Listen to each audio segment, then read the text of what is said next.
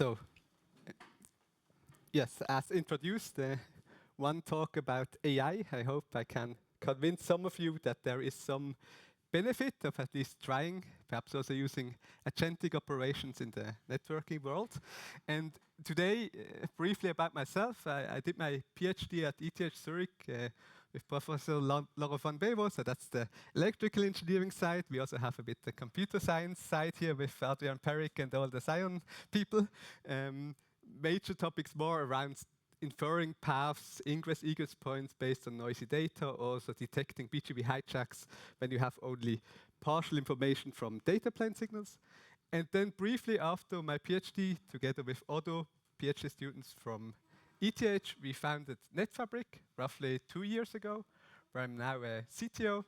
And our goal is to bring agentic operations to the networking world, and whenever possible in a way that is safe, hallucination-free, if that's even achievable at some point, and also, of course, with good results for the end user and cost-effective. One aspect to achieve that is actually by combining more of these new AI methods with more traditional formal methods or mathematical methods that complement each other. So in this talk, I want to share some of our experiences and some of our learnings, and hopefully that's also inspiring some of you to explore that more. If we very broadly look at the state of generative AI network operations, I think there are 3 stages that people might be in. A bit the awareness that more and more people believe that there might be some potential of it if it can be used in a good way, for example, to increase efficiency or to take over some of the manual work that currently cannot be automated properly. Some teams might be experimenting in a very small setup with some lab devices or some limited data amounts. It might see good first results. Often it's quite easy to get some things going that look promising, but then the results are not always binary. Sometimes they're stable, working well, the next day they're not working so well. So it can be challenging to come to a level where you have a good performance. And then finally, of course, the last step would be to go to production. You have something running in your mission-critical network, which obviously needs to be trusted well, and you have to make sure that there are not stupid mistakes that can happen, that not suddenly a device disappears and you don't know what is happening. In reality, we think there is quite a bit of gap between this experimentation and the production usage, and a lot of the challenges are seen if you explore that today, being that you have to handle hallucinations, that you have a lot of different data that is very hard to process, the entire aspect around privacy of where is this data going, what is this AI system doing with my network data, also cost explosion if you are not careful, and many more aspects. So, as I said, I hope I can share some of our learnings and experiences today. And I will have a strong focus on how you can handle more one data source, syslog data, in a more agentic world. But this is not the only thing netfabric is doing, but it's a good example to showcase here. So as so often, everything starts with data, being that the events, facts from log streams, state of your network, traffic observations, potential active checks, or additional context that you have around it, for example, historic data, historic tickets. And in an ideal world, you would take all this data, feed that into one of these LLM models, wait a bit, and then answer any questions you might have, and everything is solved. This is a bit the dream. Now, in reality, the first challenge already starts with the data. Like, as we, I think, all know here, data in the networking world can be extremely large in the volume, in the amount of data points you have, but also in the complexity. Often there is noise in it, there might be missing observation points, your network might be more a legacy setup where you have some older devices that can do something well, other things not. You have some data points from one of them, not from others. So the entire setup can be rather challenging, which doesn't help if you then want to add agentic AI on top of it. So to make that a bit more concrete, we will look at one example here, as I mentioned at the beginning, meaning log messages. And if you think about that, you would say this is kind of the perfect fit for one of these large language models or these LLMs, because they are already in natural language normally. It's just a text string, so certainly an AI can do well with them. Now, the main problem is the amount. Even for a medium or small-sized network with perhaps 100 devices, you will have millions of log lines per day. And I think you also, even as a human, you normally ignore most of them. You might have some alerts on top of the important ones, but the others are not really looked at because it's so much that you cannot keep up. The same problem applies a bit to the AI system. And if you go to a bigger network, you might have terabytes of logs per day that are being generated. Clearly, that cannot be handled in a naive way using agentic operations. So even if you would take today's strongest models, the context window would just be filled up immediately, and you would run out of tokens or run out of capacity to do that. You can also do a very naive calculation here. These tokens are the unit or the amount of measurements that you normally are paid for if you operate or use such an AI system. And if you assume you have like 5 million logs per day and you need to pay $3 per 1 million of these tokens, then it would cost you like $500,000 just to look at all this data once with an AI system. Clearly, that's not feasible and will also not produce anything useful. So what do we need? As so often, we need some additional layer of abstraction that handles the integration with this huge amount of data between the AI system and the real network. And what we used and developed here, more as one example of many things we are doing, is to automatically generate parsers for all the logs, again, with the help of some AI support. So here are some examples. You might have on the left side various devices from vendors or custom outputs or custom scripts that generate logs. And then some example log lines, one that speaks about some radio server that is not responding. Hopefully you don't have that very often in your data. But then a large amount, 30 billion in this example, of just log lines speaking about matches with an access control list or with a firewall that are kind of flooding the entire amount of data you have. If you would take that as an input to the AI system, it would be very hard to find perhaps the important radio server system messages. So instead, what you need is some way to automatically generate parsers for that. And actually, generative AI or newer AI solutions are perfect of dealing with that. They can be instructed to generate kind of a type of parser, a bit like a regex for these kind of things. Add like these parameters here indicated in yellow to indicate which pieces are flexible or which pieces are more fixed for this specific type of logs. And then also add a title. And so what you get out at the end is more something like we have now an event radius unresponsive that has two variable parts like the device name and the address and some fixed parts. And similarly for the firewall matches, there are many variable parameters and a title and some fixed parts. So now we can reduce these millions of log lines to around 700 events. And this is now something that the AI system can interact with very targeted and very precise. And they can first look at which events do we have, then find some specific log lines that match to one of them, see if there is something meaningful in it. If not, go to a next event, and so on. So that is one way of how you can deal with this huge amount of data. But this kind of technique will not apply to all the data sources. It's just one example of how you could approach that. So note here that basically what AI solved here is, I would say, somewhat an old challenge. I think for many years there were ideas around, for example, standardizing all the log formats, of having vendors precisely defining how the log lines look like, which fields were. But normally it always falls short, perhaps because you have yet another vendor that doesn't follow that, or you make a OS upgrades, your Cisco OS updates, and then suddenly some formats in the logs change and your predefined filters will no longer match. And so with a more agentic approach behind that, you can very easily adapt to that and be flexible and don't have to manually keep up with all the parsers and all the alerts that you might have. So to put that a bit more into a real-world example, these are some numbers from a medium-sized network where we looked at part of their log amounts. So they have between 2 and 3 billions of log lines. On the x-axis, you see like just different days over 1 month, and then on the y-axis, the number of logs that are perceived per day. And if we now add this more pre-processing or parser generation step on top of that, the result looks like something like this. So instead of having millions of lines per day, you have now 100 to 200 events per day that are observed. Of course, one event will contain many, many different or many, many log messages, but it's now much more manageable. And what is even more interesting is that now some of the patterns that were not visible before are now much more easily spottable, such as common weekly patterns that you also observe in other network data sources, such as bandwidth usage on the interface or other things.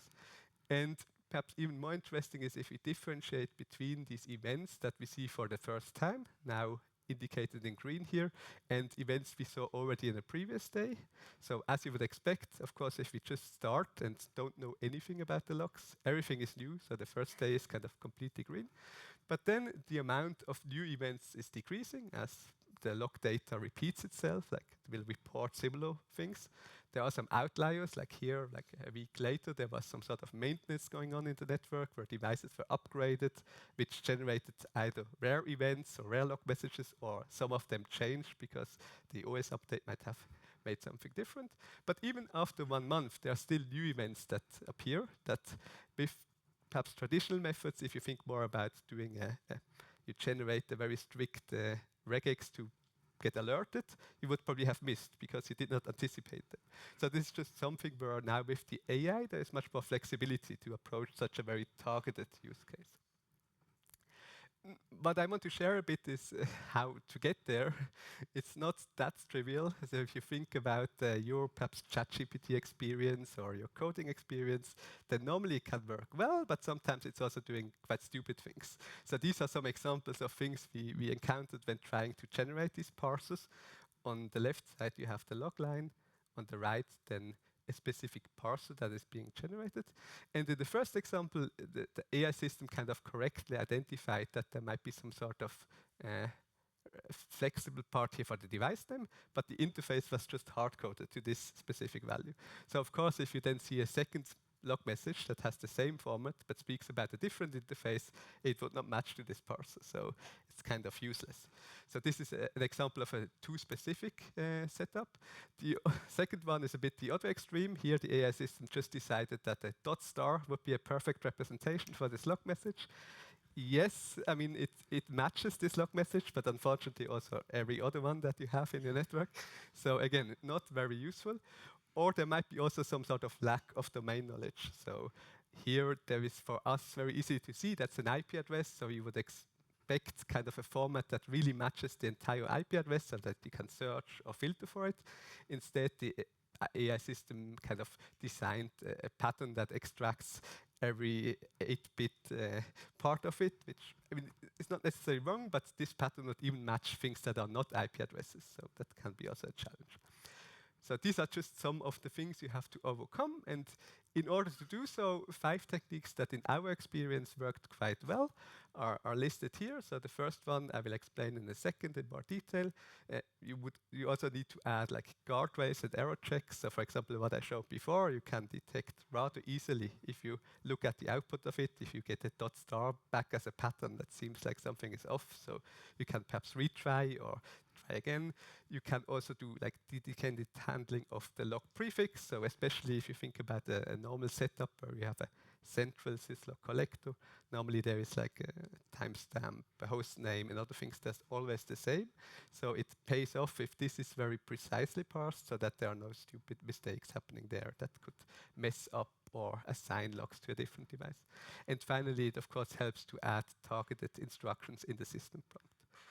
2 things I want to highlight here a bit more clearly is the in-context learning. So this is one of these new methods or things that were developed in these more new agentic workflows, where in our case, we first used kind of a clustering algorithm to identify distinct log messages that seem to be like relevant but not close together. So this is more a formal method, nothing AI-driven.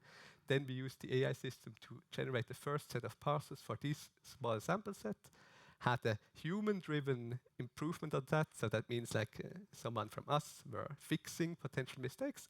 And then we gave the AI system these as example for all the further parsers that they generate, and that normally boosts the performance quite a bit because it has to have a reference point of what is good, what is not good, what should I do, what not. So this is one example of how you could approach that. Or I mentioned that before, the lack of domain knowledge. We have now also expert-driven sub-parsers for specific entities or events such as IP addresses or MAC addresses that are very common in the networking world, and we can detect that this is part of one of these patterns that are being generated, and then we replace it with something that is very precise for the needs that we have. That also helps to boost performance.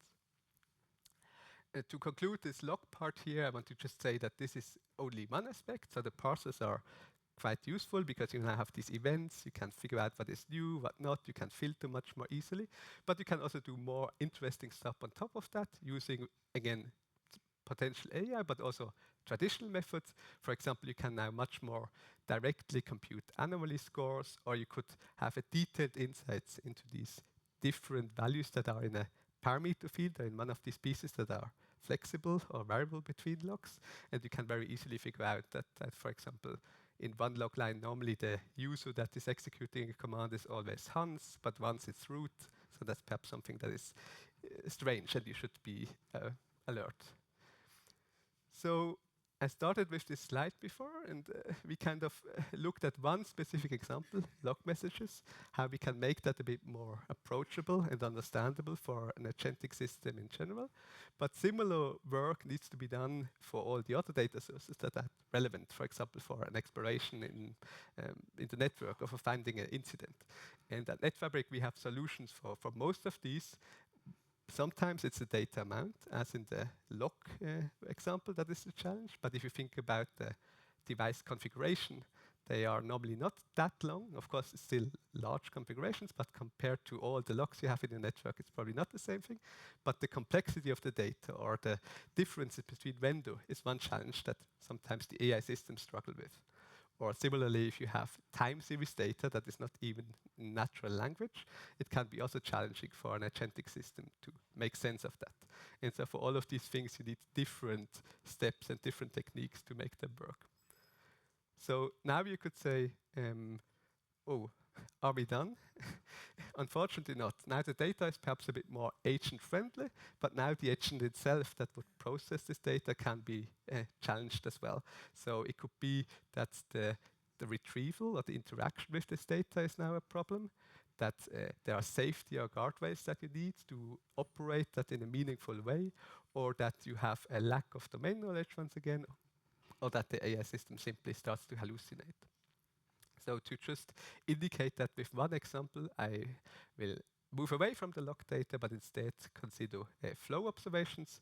So assume we have this setup. Perhaps you use something like Aquarado or another tool that might already collect flow observations in a central place, for example, exported from NetFabric. They might be in a database such as ClickHouse. And on the other hand, you have your agent that tries to access some of this data and make something meaningful with it. What is now the correct interface for the agent to access this data? Normally, you have to consider two main dimensions. On the one hand, the flexibility, and on the other hand, the control you have over that. One example for a very controlled setup would be to use what is called like tool calls, where you give the agent very specifically defined functions, a bit like in programming, that can execute to communicate with the external world. Or the other extreme would be to say, here is the interface to the database, just write an SQL query and retrieve whatever data you want. And so both of these aspects have different challenges. If you are more in the SQL world, there might be safety concerns. What if the agent can just drop a table if that's not properly set up? How do you control the amount of data that is returned? The agent is very easily making a complex SQL query, requesting so much data that it just overloads its own context window immediately and kind of kills itself. So it's a bit of a challenge. Or also now, if a human wants to understand what is happening, suddenly you have to read agentic generated SQL queries that might be hard to understand properly. So that makes it not easier to follow what is happening. On the other hand, with the tool calls, you're quite limited in scalability if they are very precisely defined, because you need a new tool call for a new set of features, or you need new arguments for it. The delay might be also a challenge because you might have many tool calls that have to happen after each other until you have the relevant data. And there is also a bit of problem that especially weaker large language models might struggle with interacting with these tool calls. So I would love to tell you always do that and then everything is solved. But if you experiment on your own and you have ideas or things, the best recommendation I can give you is to explore various approaches to it that might also fit to the best case to the model that you are using. Because some of the models you might have available that are perhaps approved for a test or that your organization is allowed to see networking data. They might work better with one approach, might be better in writing SQL queries, while other might struggle with that, or might be better to use tool calls. So it really depends a bit what the best solution is for your situation.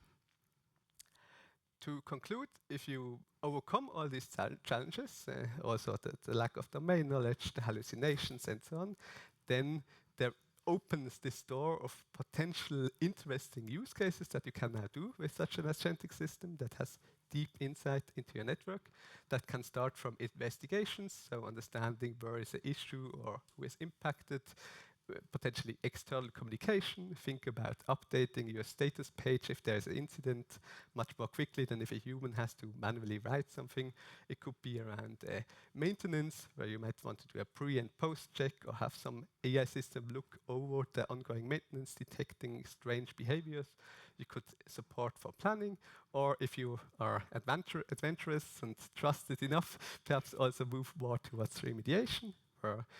We, of course, recommend that there is some sort of human in the middle that controls what active changes are being performed in the network. But in theory, if you think this thought process to the end, one goal could be that the agent also can directly run a pre-approved run book or revert a change that you had before to be actionable on top of what you detected. To conclude, I want to show you a brief video, I hope it will work, where I show you these kind of concepts we discussed in action, how that could look like. What is happening here is that there is some sort of ticket coming in that a person cannot reach Salesforce, and we use the agent to try to debug why that could be the case. And the agent has access to various logs in this past format that I introduced from different technologies and vendors. It will investigate some policies on C-scale. It will eventually identify a root cause that policies are inconsistently applied across locations. And finally, it will try to display key findings in a trustable way. So let's see if that works.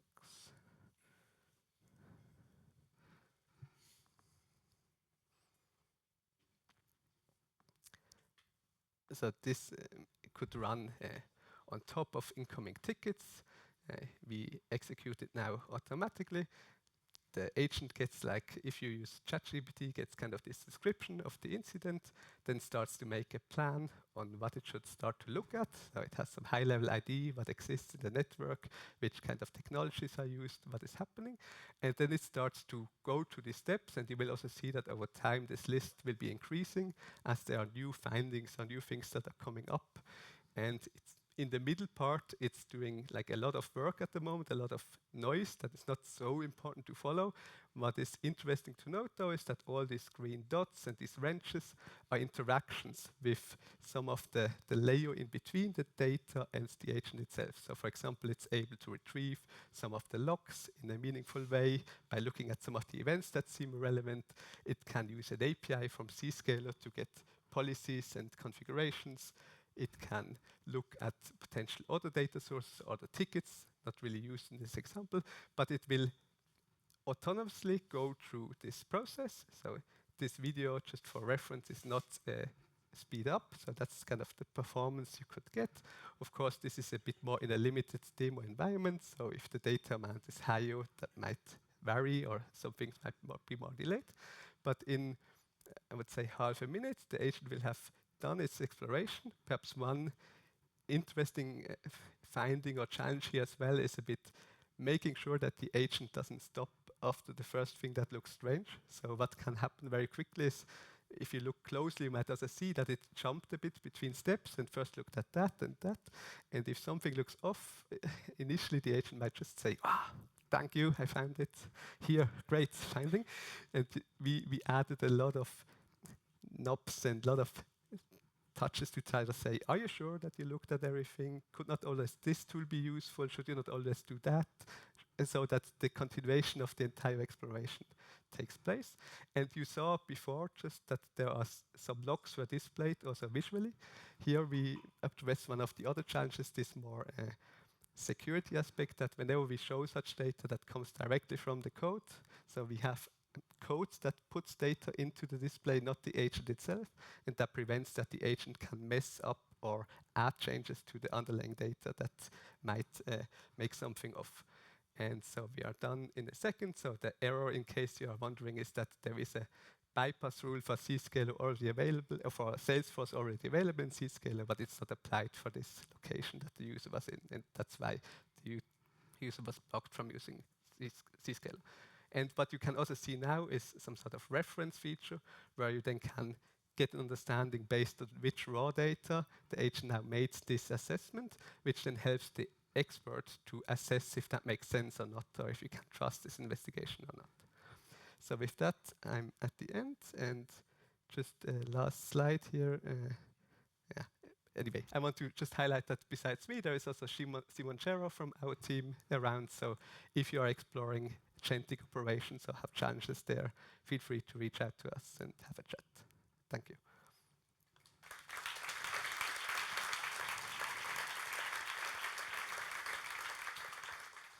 Thank you. We have only time for one question, if there is any.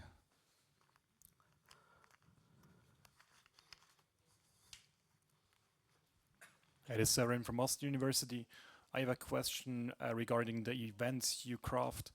And so from a network monitoring or observability point of view, we really are want to have the timestamps and all the metadata like host name into it. And you showed us the event which does not include it anymore. Do you have kind of a reference to the metadata so that you still can do the queries we need to observe something is going on in the network? Yeah, so just in the examples, there was no host name and timestamp, but normally that's part of all the events have this as variable parts, and then the agent can filter or search for the relevant ones that belong to one device or appeared in one time frame. So it was not shown in the example, but that's all there. Very cool. Thank you. Thank you very much.